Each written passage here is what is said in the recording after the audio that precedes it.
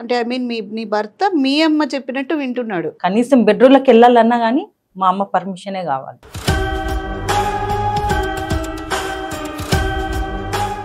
నేను చెప్పిందే వేదం, అమ్మ చెప్పిందే వేదం అని మా అన్న అలాగే మాట్లాడతారు. అందరూ అలాగే మాట్లాడిన తర్వాత నేను ఎందుకు మేడం ఉండడం? యాక్చువల్గా మీకు పెళ్ళైందన్నారు, మీరు తాళి అనేది మీకు కనిపించలేదంటమ్మా? మా అమ్మగారు తీసేసుకున్నారు. నిజంగా టోటల్లీ డిఫరెంట్ ఉంది సార్ కేసు. తల్లే శత్రువుగా ఉండడం నేనైతే చూడలేదు మేడం.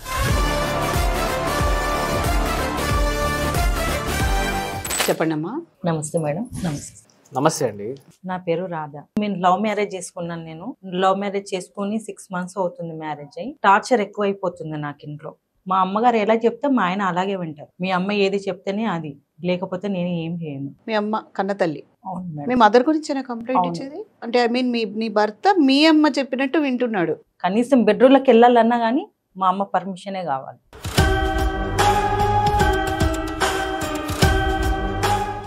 టోటల్లీ అసలు నిజంగా టోటల్లీ డిఫరెంట్ ఉంది సార్ కేసు. ఎక్కడైనా మనకి ఇప్పటి వరకు వచ్చిన కేసెస్ అన్ని మా అత్త నన్ను మాట్లాడనియట్లేదు అని చెప్పిన కేసెస్ ఉన్నాయి, కానీ కన్న తల్లి మీద కూడా కంప్లైంట్ వస్తుందని నేను ఉండాలి కదా. ఇప్పటిదాకా ఏ స్టోరీలు, ఏ సినిమా స్టోరీలు కానీ, ఏ సీరియల్ కానీ తల్లి కూతురుకి సపోర్ట్ గా ఉండడమే చూస్తాం, కానీ తల్లే శత్రువుగా ఉండడం నేనైతే చూడలేదు మేడం. మా ఆయన కూడా ఏదైనా ఇది తినాలి అని అనుకుంటే అత్తయ్య చెప్తే నేను అది చేస్తాను. ఎందుకలా? ఏమైనా వీక్నెస్ ఉందా? అలాంటి ఏం లేదు సార్. తను ఏది చెప్తే ఎంతైనా పెద్ద ఆవిడ కదా, తను చెప్పిందే వినాలి అని అంటాడు ఆయన. అంటే నేను మీతోటి సంతోషంగా ఉండాలని మిమ్మల్ని ఇష్టపడి పెళ్లి చేసుకున్నాను, మీరు నాకు సపోర్ట్గా ఉంటారా లేకపోతే మా తల్లి మాట వింటారా? కనీసం కూర్చోవాలన్నా తన పర్మిషన్ కావాలి, బయటికి వెళ్ళాలన్నా తన పర్మిషనే కావాలి. తను ఏది చెప్తే అది వినాలి అన్నప్పుడు నేను ఎలానండి మీతోటి ఉండేది అని చెప్పిస్తానంటే అంటూ ఉంటారు కదా. ఈయన మీ అమ్మ చెప్పిందే వేదం, అక్కడ మీ అమ్మ మాట నేను చెబుతా. ఈ విషయాలలో మా అన్నగారికి కూడా చెప్పాను నేను. అన్న ఏంట్రా ఇది, నా పరిస్థితి ఏంటి, ఇలా నేను ఇష్టపడి పెళ్లి చేసుకున్నాను, చేసుకున్న తర్వాత కూడా ఇల్లరికం తీసుకుంది అమ్మ, తీసుకున్న తర్వాత కూడా ఏంటన్నా ఎక్కడికి వెళ్ళాలన్నా ఏం చెయ్యాలన్నా కానీ అమ్మ పర్మిషన్ తీసుకోవాలంటే ఎట్లా అన్నా అంటే పెద్ద ఆవిడ కదమ్మా, అమ్మ ఏం చెప్తే అదే, నేను చెప్పిందే వేదం, అమ్మ చెప్పిందే వేదం అని మా అన్న అలాగే మాట్లాడతారు. అందరూ అలాగే మాట్లాడిన తర్వాత నేను ఎందుకు మేడం ఉండడం?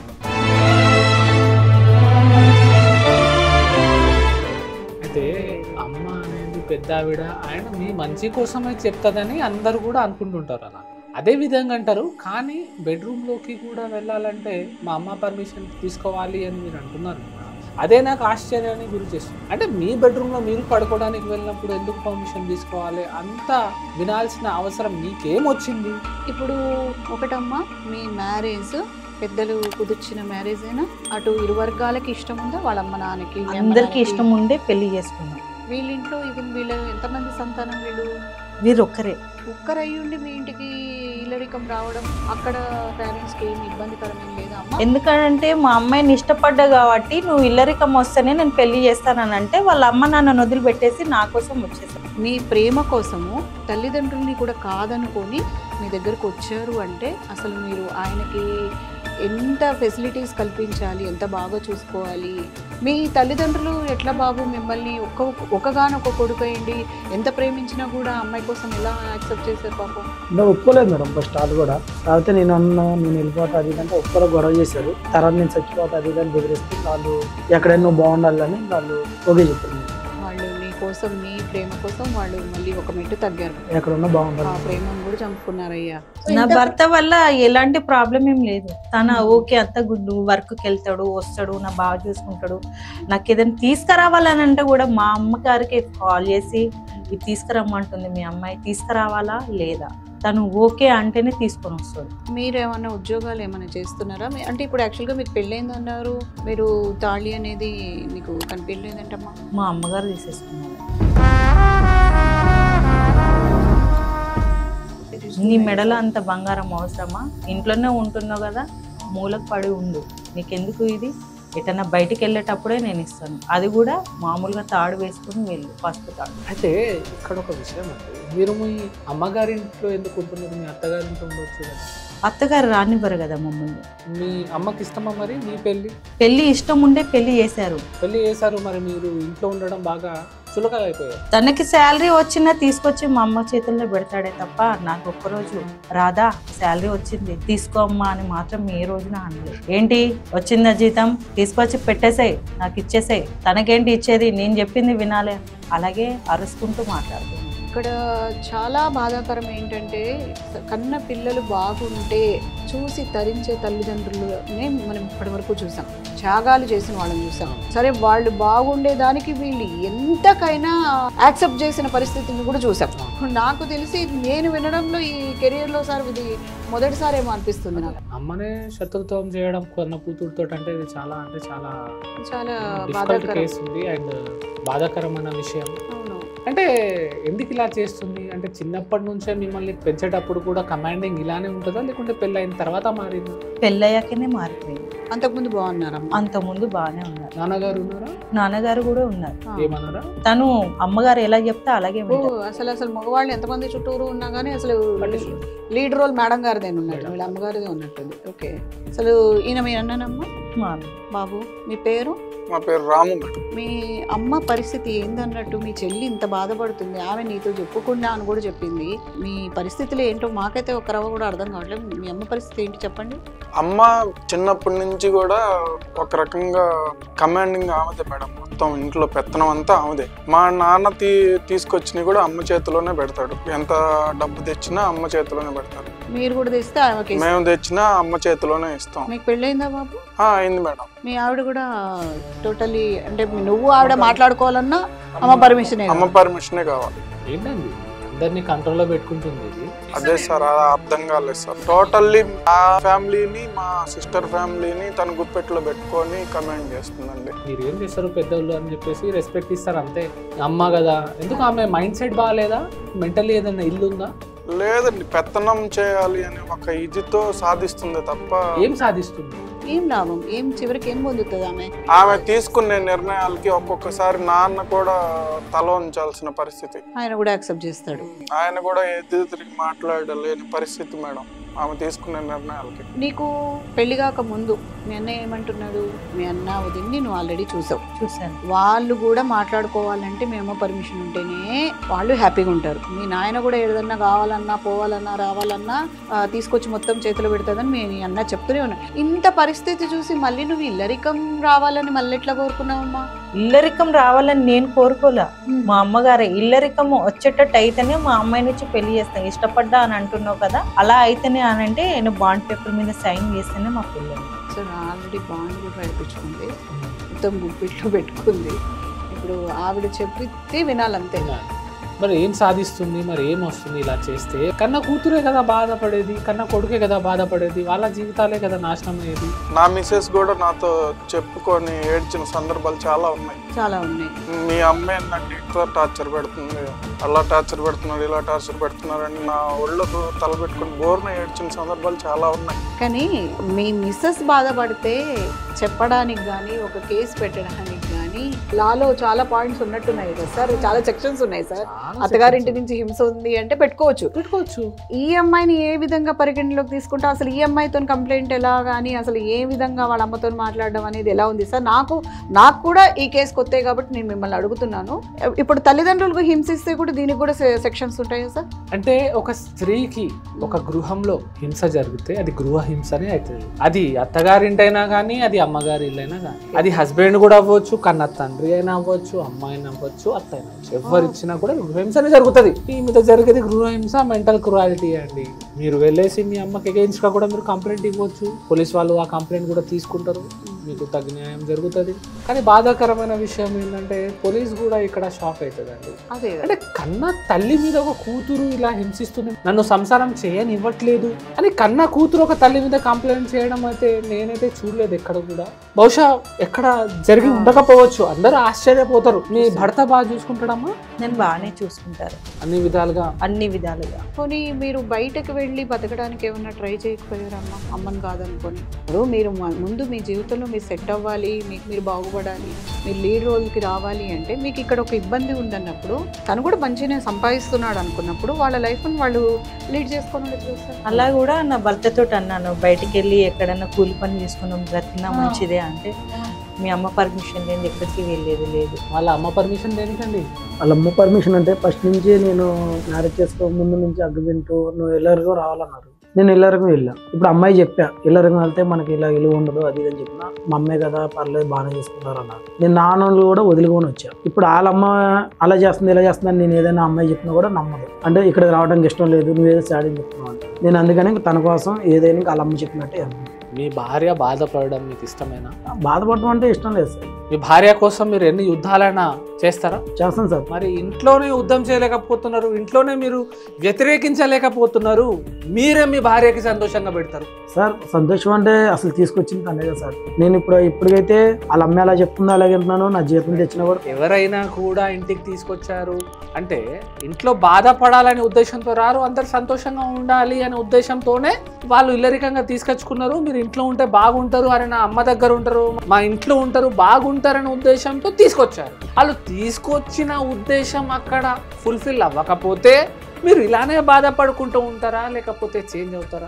వాళ్ళు పెద్దవాళ్ళు కదా సార్, కొద్దిగా వాళ్ళు కూడా మారుతారు, అర్థం చేసుకుంటారు. ఇప్పుడు మా తల్లితో సమానం కదా వాళ్ళు కూడా, అందుకని నేను కూడా అర్థం చేసుకుంటారు అని కొద్దిగా. మీకేం ఇబ్బంది లేదా? ఇప్పుడు మీ భార్యతో మాట్లాడించకపోయినా, కనీసం ఆమెతో కలవడానికి పంపించకపోయినా నీకేం అనిపించట్లేదా? ఇబ్బంది అంటే ఉంది మేడం, కాకపోతే ఇప్పుడు నా అనుకున్న వాళ్ళు నేను వదులుకొని వచ్చా. తను కూడా మళ్ళీ ఎందుకు ఇంట్లో తీసుకెళ్ళడం అని వాళ్ళే మారుతారు కదా నేను ఆలోచిస్తున్నాను. అక్కడ బెండ్ అవుతున్నాను సార్, ఎందుకంటే ఆల్రెడీ తల్లిదండ్రుల్ని వదిలేసుకొని వచ్చాడు. ఈ విషయం కోసమే కదా అంత పోరాడింది జీవితంతో. సంతోషం అండి మీరు పెళ్లి చేసుకున్నారు. అంటే నేను చెప్పేది ఏంటంటే మేడము, ప్రెసెంట్ ఇంట్లో నుంచి వాళ్ళ అమ్మ నాన్ననే విడిచి వచ్చిండు, అత్త మామల్ని విడిచిపెట్టడం ఎంత ఈజీ. కన్న తల్లి తండ్రులనే వదిలేసి భార్య కోసం బయటకు వచ్చినోడు భార్య బాధపడుతుంటే అత్త మామల్ని వదిలిపెట్టడం పెద్ద విషయమా అని అడుగుతున్నాను. ఖచ్చితంగా కాదు అనే మనకు అనిపిస్తుంది, ఆ అబ్బాయికి కూడా అనిపించాలి కదా. ఆ అబ్బాయికి వేరే రూట్ లో అనిపిస్తోంది. కరెక్ట్ సార్, మీరు చెప్పింది కరెక్ట్. ఇప్పుడు బయటకు వెళ్ళిపోయామనుకో అమ్మ వాళ్ళు ఏమంటారు, అయిపోయిందా అత్త వాళ్ళ ఇంట్లో 4 రోజులు ఉండొచ్చామని అక్కడ ఇల్లు ఉన్నాం. బయటకు వెళ్ళిపోగానే బయట జనాభా కూడా అలాగే అంటారు. సభ్య సమాజం 100 అంటదండి. సభ్య సమాజం కోసం బతకట్లేదు, మనం మన కోసం బతుకుతున్నామండి. ఎవరో ఏదో అనుకుంటాడు, ఏదో చేస్తాడని మనం చేయకూడదు. మనకు మంచి జరిగితే మనం మంచితో ఉండాలి, చెడు జరిగితే మనం ఫార్వర్డ్ అవ్వాలి, ముందుకు వెళ్ళాలి. సరే ఎవరేంది అనుకుంటే మనం పట్టించుకోకూడదు. మీరు ఏం పని చేస్తారు సార్? మేము మామూలుగా ఇప్పుడు ల్యాండ్ ఉంది సార్, ల్యాండ్ చూసుకుంటాం. ఫ్లాట్స్, రియల్ ఎస్టేట్, అది ఎక్కడైనా చేయగలుగుతారా? ఇక్కడనే చేయాలి. ఎక్కడైనా చూసుకున్నాం అంటే మీరు వేరే చోటకి వెళ్ళి చేసుకోవచ్చు కదా ఇదే పని. మరి మీ అమ్మ నాన్నకు తెలియకుండా, మీ అత్త మామలకు తెలియకుండా మీ భార్యని వేరే చోటికి మీరు తీసుకెళ్లి పని చేసుకోవచ్చు కదా, సేమ్ పని. అంటే వాళ్ళ అమ్మ కూతురులే కదా సార్, ఏదైనా ఒక రోజు వాళ్ళే అడ్జస్ట్ అవుతారు అని ఆలోచిస్తాను. తీసుకెళ్ళడం అంటే ఇబ్బంది పడతారు. అడ్జస్ట్ కాలేదు. మీకు ఇష్టమేనా మీ ఇంటి నుంచి బయటకు వెళ్ళడం? బయటికి వెళ్ళడం చాలా ఇష్టం. అత్త మామల ఇంటి నుంచి ఒక కోడలు మనం సపరేట్ సంసారం పెడదాం అని కరెక్ట్, నిజమే సార్, కరెక్ట్. చాలా బాధాకరంగా ఉంది. ఇక్కడ తల్లి నుంచి దూరం పోవాలనుకుంటుంది ఒక కూతురు. తను బెడ్రూమ్ లోకి వెళ్తే నేను హాల్లో పడుకోవాలి. ఎందుకు నువ్వు లోపలికి వెళ్ళడం, ఇక్కడ పడుకో, అవసరమా? మా ఆయన నేను వెళ్ళకూడదా అంటే ఏంటి నువ్వు వెళ్ళేది, మీ ఆయన లేదు ఏది లేదు, ఇక్కడ పడుకో హాల్లో. పోనీ మీరు ఎప్పుడైనా మీ అమ్మని అడగడానికి ప్రయత్నం చేసావా? అమ్మ నువ్వు ఈ కండిషన్స్ ఏంది, మాకెందుకు ఇట్లా కలవనీయట్లేదు అని ఎప్పుడైనా అడిగి చూసావా? అడిగాను. ఏమన్నారు? అడిగితే నేను ఎట్లా చెప్తే అలాగే వినాలి, లేదంటే చచ్చిపో, నువ్వు చనిపోయినా నాకు నో ప్రాబ్లం. మిమ్మల్ని కొన్ని అడగాలి నేను. సొంత కూతురు కన్న పేగుబంధం, ఇది చాలా పేగుబంధం. ఈవిడే వద్దనుకొని పోతున్నారు. పాపం ఏ ఇంటి నుంచో వచ్చింది, ఆ పాప ఎట్లా ఉండగలుగుతుందమ్మా? ఈవిడిని చూస్తున్నంతసేపు నాకు వీళ్ళావిడ గుర్తొస్తుంది సార్. అసలు ఆమె ఎంత టార్చర్ పడుతూ ఉందా అనేసి ఒకటే ఆలోచన వస్తుంది. ఆమె అయితే కొన్నిసార్లు సూసైడ్ అటెంప్ట్ కూడా చేసుకోవడానికి ప్రయత్నించారు. మా మిసెస్ చెప్పుకోలేనివన్నీ చేస్తున్నారు మీ అమ్మగారు అని చెప్పి నాకు చాలాసార్లు చెప్పి ఏడ్చేసిన సందర్భాలు ఉన్నాయి. కానీ ఆ అమ్మ కదా అని చెప్పి నేనే మనలేని పరిస్థితి. ఇటు భార్య సైడ్ నిలబడితే అటు ఆమె బాధపడుద్ది, అమ్మ సైడ్ మాట్లాడితే భార్య బాధపడుద్ది. ఇద్దరికి మధ్య నేను సఫర్ అవుతున్నాను మేడం. చిన్నప్పటి నుంచి మన ఫ్యామిలీస్ అందరూ టీవీ సీరియల్స్ చూసుకుని పెరిగినాం. టీవీ సీరియల్స్లో అత్త కోడల మధ్యలో జరుగుతూ ఉంటాయి కొన్ని. అత్తకు తెలియకుండా కోడలు స్కెచ్ చేస్తూ ఉంటుంది, కోడలకు తెలియకుండా అత్త స్కెచ్ చేస్తూ ఉంటుంది. అదంతా కామన్ అని చూస్తూ వచ్చినాం. అక్కడ అమ్మ కానీ అత్త కానీ మామ కానీ XYZ ఎవరైనా కానీ తప్పు చేస్తే అది తప్పే. అమ్మ ఇది తప్పు, ఇది నువ్వు తప్పు చేస్తున్నావు, ఇలా చేయకూడదు. బావ బెడ్రూమ్లో పోయి పడుకుంటే నువ్వు ఎందుకు చెల్లెల్ని పంపిస్తలేవు? పంపించకుంటే నీకు వచ్చే లాభం ఏంటి? బెడ్రూమ్లోకి పోతే వచ్చే నష్టం ఏంటి? ఒక అన్నగా, ఒక వ్యక్తిగా మీరు మీ అమ్మని క్వశ్చన్ చేసే రైట్ మీకుంది. మీరు ఎందుకు అడగట్లేదు? మరి రెస్పెక్ట్ తోటే అడగాలి. అయ్యో నేను అంటే మా అమ్మ ఫీల్ అవుతాను కాదు, అమ్మ ఇది తప్పు, ఇలా ఎందుకు చేస్తున్నావు అమ్మ, అది మీ బాధ్యతనా కాదా? ఒక అన్నలా బాధ్యతే సార్. నేను అడగదామని చాలా సార్లు ప్రయత్నం చేశాను. నాన్ననే ఒక్కోసారి వణికిపోతుంటాడు అమ్మకి ఏ విషయం మాట్లాడాలన్నా. అదిగాక మాకు రావాల్సిన ఆస్తి తాలూకు వాటాలు ఇవ్వనంటదేమో అనే భయంతో కొడుకుగా నాకు ఆస్తి వాటా ఉంటది కదా, అది ఇవ్వనని బెదిరిస్తుందేమో అని. ఇక్కడ మీ వీక్నెస్ పాయింట్ అది. చెల్లి వద్దు, ఆస్తి ముద్దు. ఇది కరెక్టేనా అండి? ఆస్తి ఇయాలో రేపో వస్తుంది, మీకు ఎటు పోదు ఆస్తి. చెల్లె బాధపడుతుంటే మీరు సాటి అన్నలా చూస్తూ ఉంటారా అండి? మిమ్మల్ని కాదని మీ ఆస్తి ఎవరు అమ్ముతారు, ఎవరు కొంటారు? As a adult me signature లేనిది అమ్మడం, కొనడం, ట్రాన్సాక్షన్స్ అలాంటివి జరగవు ఆ ల్యాండ్ మీద. ఆ విషయం తెలుసా? మీ పర్మిషన్ లేకుండా ఎవరు అమ్మలేరు, ఎవరు కొనలేరు. కొన్నా కూడా లిటిగేషన్లో పడిపోతాడు. చెప్పులు అరిగేంత సేపు కోర్టు చుట్టూ తిరుగుడు అవుతుంది. అలాంటి పరిస్థితులు ఏర్పడతాయి. నేను ఒక సలహా చెప్తాను సార్ అన్నగా, అమ్మతో డిస్కషన్ అనవసరం. నాకు చెప్పారు కదా, నేను ఎలాగలాగా అమ్మని మేనేజ్ చేసుకుంటా. మీరు చెప్పపెట్టకుండా వెళ్ళి వేరే కాపురం చేసుకొని సుఖ సంతోషాలతో ఉండండి. అమ్మకి చెప్పలేదు, నాకు చెప్పారు కదా అని చెప్పి నేను చెప్తాను సార్. చెప్పండి. మీ ఆస్తిలో మీ చెల్లె వాటా కూడా ఉంటుంది తెలుసా మీకు? అవును సార్, నాకెంత హక్కు ఉందో చెల్లెలకి అంత. ఆ వాటా కూడా ఇచ్చే బాధ్యత మీదే. మీ అమ్మకు రేపు కోపంలో వచ్చేసి వెళ్ళిపోయింది కదా, ఇయ్యము. తనకు ఇష్టమైన వాడిని ప్రేమించింది, చేసుకుంది, బాండ్ రాయించుకున్న, ఇల్లరికం తీసుకొచ్చుకున్న ఆయన వీళ్ళేది వెళ్ళిపోయింది, నేను ఆస్తి ఇయ్యా అని కూడా చెప్తుంది. ఆ సిచ్యువేషన్లో కూడా మీరు సపోర్ట్ మీ చెల్లికి 100% నేను ఆ అమ్మాయికి ఎంతవరకు ఆస్తి రావాలో అంతవరకు వాళ్ళకి రాసిచ్చే విధంగా నేను చేస్తాను సార్. అమ్మని మేనేజ్ సపోర్ట్ వచ్చింది కదండి. ఇక్కడ అసలు నిజంగా కూడా ఇంట్లో ఉన్న ప్రతి ఒక్కరు మంచోలే సార్. వాళ్ళందరూ మంచిగా సపోర్ట్ ఇస్తున్నారు. మీ వదిన మంచిదా అమ్మ? బాగా చూసుకుంటారా? అవి చాలా మంచిది. అన్న వదినలు చాలా మంచోళ్ళు. నాన్న కూడా పాప మంచోడే, భర్త మంచోడు దొరికిండు. ఇక్కడ వచ్చిన ప్రాబ్లమే అమ్మనే అత్త కన్నా ఎక్కువ. సో ఇంతకీ మీ అమ్మగారికి అంటే మీ నానమ్మ వాళ్ళ అత్త, ఆవిడ పెళ్ళైనప్పటి నుంచి ఉన్నారా? ఆమె అత్త చేతి కింద మీద మెసిలిందా? మెసిలింది మేడం. ఎన్నేళ్ల వరకు నీకు ఊహ వచ్చినది? అసలు నీకు తెలిసి ఎన్నేళ్ల వరకు ఏంటి? ఎప్పటి వరకు ఉన్నారు మీ నాయనమ్మ? మాకు 15 ఏళ్ళు వచ్చేదాకా ఉన్నారు. మీకు ఊహ వచ్చేదాకా ఉన్నారు. సార్ కొన్ని కేసెస్లో ఎలా ఉంటుందంటే అసలు అత్త చేతి కింద ఉన్న వాళ్ళు ఎవరైనా సరే, ఇప్పుడు ఆవిడ నా మీద చూపించిన ఇంపాక్ట్ కావచ్చు, అథారిటీ కావచ్చు, ఏదైనా కావచ్చు, నేను అది పొందాను కదా, ఇప్పుడు నా కోడల మీద కూడా అది ఇంప్లిమెంట్ చేయాలి అనుకునే అత్తలు చాలా మంది ఉంటారు.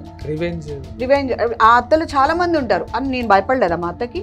ఈవిడెందుకు భయపడకూడదు? నాకు ఇలా తరాలు మారుతున్నాయి, మనకు కాలం మారే కొద్దీ మనుషులు కూడా మారుతున్నారు అనేది కూడా మారాలి. అది మారకపోగా ఇప్పుడు వచ్చిన కోడళ్ళు, సౌమ్యంగా ఉన్న కోడళ్ళు పర్సంటేజ్ తక్కువైతే వచ్చిన ఒక 1 month 20 days లోపలే మా అత్త బాగాలేదు, మా అత్త నచ్చలేదు, మా ఆడబిడ్డ నచ్చలేదు అన్న మనకే ఎక్కువ కేసులు వస్తుంటాయి సార్.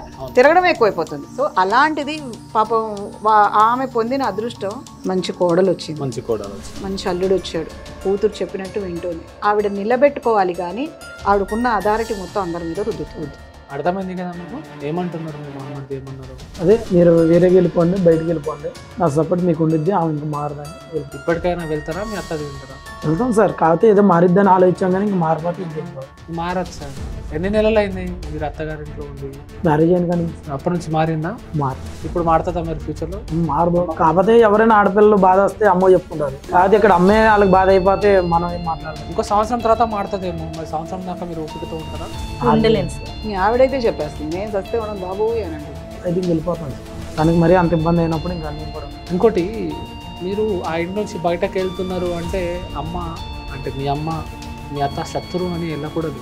ఆమె మంచిదనే బయటకు వెళ్ళారు. ఆమె ఫోన్ చేస్తే మాట్లాడాలి, అంత రిలేషన్షిప్ కరెక్ట్ మెయింటైన్ చేయాలి. మాకు ఇట్లా చేసిందని తన మీద శత్రుత్వం చూపించదు. ఎప్పుడన్నా మీ ఇంటికి విజిట్ చేస్తే రమ్మని చెప్పండి, ఇంట్లోకి పిలవండి, తినిపియండి, మంచి చెడు అడగండి, ఆమె బాగోగులు కూడా అడగండి. అంతేకాని మేము అలాగైపోయినాం నీకు నాకు ఏం లేదు టాటా బై బై కాదు. మీరైతే ప్రయత్నం చేసి బయటకైతే వెళ్ళి ఉండండి. మీకు కొన్ని రోజులు గడవంగానే మీకు కూడా పరిస్థితులు ఏంటో అర్థమవుతాయి కదా. కంపల్సరీ ఈసారి సెషన్లో మాత్రం వీళ్ళకి ఇదే ఇబ్బంది మాత్రం రిపీట్ అయితే వీళ్ళ అమ్మ కానీ కంపల్సరీ ఆమెను కూడా మనం తెలుసుకోవాలి, మనం పిలిచాల్సిందే. అదే అంటున్నా. ఒక అమ్మ పైశాచికత్వం ఒక కూతురు మీద చూపించడం అనేది ఎక్కడ చూడలేదు. పెళ్ళి అయితే సపోర్ట్ చేసేటోళ్ళని చూసాను.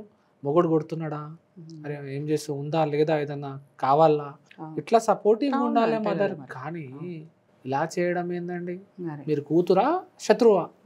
ఇప్పుడు మీ అమ్మకి ఏమన్నా ఒకసారి కాల్ చేద్దామా, మాట్లాడదాం, అసలు ఆ కండిషన్ ఏంటో మేము మాట్లాడితే మాకు కూడా అర్థమవుతుందమ్మా. మా అమ్మగారు ఫోన్ మాట్లాడారు, ఫోన్ యూజ్ చేయరు మేడం. ఫోన్ మాట్లాడరా, యూజ్ చేయరా? ఈ రోజుల్లో యూజ్ చేయకుండా ఉంటున్నారా? మా ఫోన్లన్నీ ఆమె హ్యాండ్ ఓవర్ లో ఉంటాయి. మాకు ఏదైనా ఫోన్ కాల్స్ వస్తేనే ఆమె రెస్పాండ్ అయ్యి మాట్లాడి పక్కకు పెట్టేస్తుంది. వీళ్ళైతే నిజంగా బయట ఉన్నారా లేకపోతే జైల్లో ఉన్నారా సార్? నాకైతే అర్థమవుతలేదు.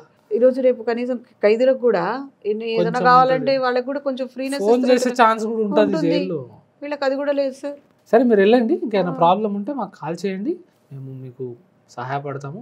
మా చెల్లెల కాపురానికి అయితే నేను ఫుల్ సపోర్ట్ ఉంటాను. మీరు పోయి సపరేట్ గా హ్యాపీ కాపురం చేసుకుంటా ఉండండి. ఆమెను మేనేజ్ చేసి మీకు రావాల్సిన ఆస్తు తాలూకా వాటా నేను ఇప్పించే ఏర్పాటు నేను చేస్తాను. సరే అన్నయ్య. సార్ చాలా గ్రేట్ అండి. ఒక మంచి అన్నయ్య, నీకు జీవితానికి పోనీ ఒక కష్టం పెట్టినా ఒక వాళ్ళ నుంచి మీకు సపోర్ట్ అయితే ఉంది. మీరేం చేస్తారు? వెళ్తాను సార్, ఇంకా బయటికి వెళ్ళి బయటికి వెళ్ళిపోండి. ఇంకా తను ఉన్నాను అంటుంది కదా. బయటికి వెళ్ళిపోయి మీ జీవితం ఏంది, మీ లైఫ్ ఏంది మీరు చూసుకోండి. ఎప్పుడన్నా ఇంటికి పిలవండి అత్తగారికి. Okay sir. ఓకే, మీరు కూడా వెళ్తూ వస్తూ ఉండండి, హాస్పిటల్లో చూపించండి. నేను మీ అమ్మకి కొంచెం మా mental state. అమ్మగారికి నేను హాస్పిటల్లో చూపించి నయం చేస్తాను సార్. చూడండి, బీపీ షుగర్ ఏదైనా మెంటల్ స్ట్రెస్. చూపిస్తాను సార్ డాక్టర్ దగ్గర. చాలా థ్యాంక్ యూ సార్. మా ఆయన ఎలాగో ఏ రకంగా ఏం చెప్పినా వీలేదు. మీ వల్ల కొంచెం నాకు హెల్ప్ జరుగుతుంది. మీ చెప్పడం వల్ల తను బయటకు వస్తా అంటున్నారు. మాకు ఏ హెల్ప్ కావాలన్నా మళ్ళీ వచ్చి మేము తప్పకుండా. సంతోషం అమ్మా, సంతోషం. మా వల్ల అయినా తను మారిండు, సంతోషం, చాలా హ్యాపీగా.